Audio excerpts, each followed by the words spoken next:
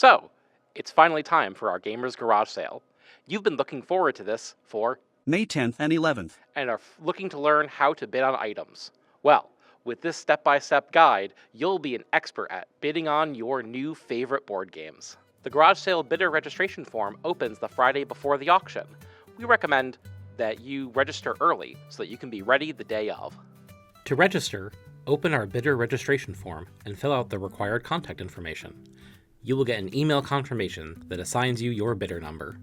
Make sure to note it down somewhere so you don't forget when you start bidding during the weekend. Bidding will open at 10 a.m. both Saturday and Sunday. All available lots will be available for you to view in-store. To bid on a lot, you will need to use our Gamers Garage Sale bid submissions form. This form will also link you to the necessary bidding information documents for online bidding. When bidding, you'll want to double, even triple check that you are bidding on the correct item. You can do this by checking the in-store lot info sheet or the online lot info sheet document.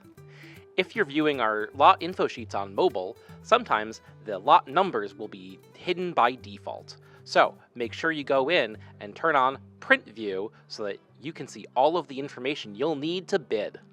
After you have confirmed the lot you wish to bid on is correct, you can submit your bid. All current high bids on lots will be viewable through a bidding spreadsheet, also linked through our bidding submission form. So make sure to check it regularly to see how your bids are doing. All games will have a Buy It Now listed.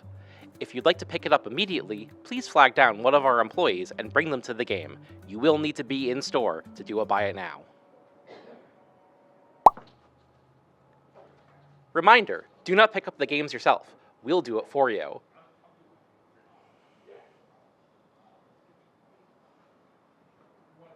Aren't you the one who sold these in?